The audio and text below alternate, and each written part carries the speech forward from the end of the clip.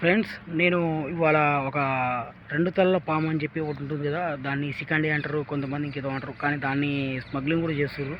కానీ అట్లాంటి పాములో ఒకటి అవపడది. కానీ దాన్ని ఏం చేయట్లేదు, మీకు చూపిద్దామని చెప్పి చూపిస్తున్నాను. ఎందుకంటే నాకు అంత సినిమా లేదు, జస్ట్ మీకు చూపిద్దాం అనుకుంటున్నాను.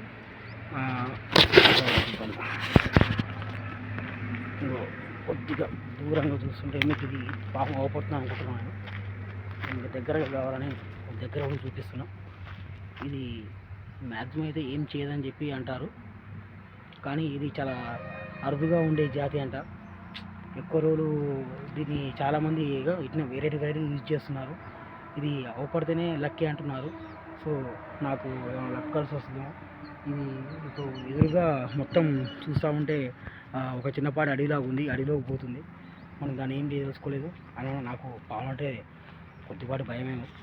సో దాన్ని వదిలేసుకుంటున్నాను. కాకపోతే మీకు ఒకసారి చూపిద్దాం అనుకుంటున్నాను, మరొకసారి దగ్గరగా పోయి చూపిస్తున్నాను. చూడండి, చాలా అమాయకంగా ఉన్న ఈ పాము. ఇది ఇటుపక్క నడుస్తుంది, అటుపక్క తోక ఉంది ఫ్రెండ్స్. ఇది ఇటుపక్క కూడా నడవదు అన్నమాట. మీకు ఎలాగైనా చూపిద్దామని దూరం తీసుకొచ్చే పాపం. ఇది బయటికి పోదామని ట్రై చేస్తుంది అనుకుంటున్నా, కానీ పాపం ఎటు పోలేకపోతుంది.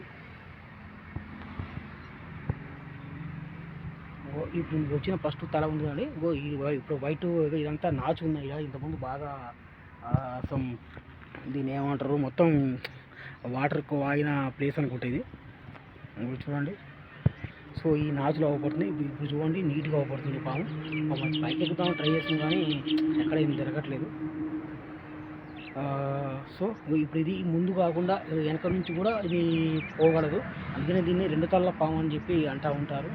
సో దీని పైన దాన్ని కొనసాగిద్దాం. దీన్ని ఇంతటితో ఆపేస్తున్నాం. Thank you very much.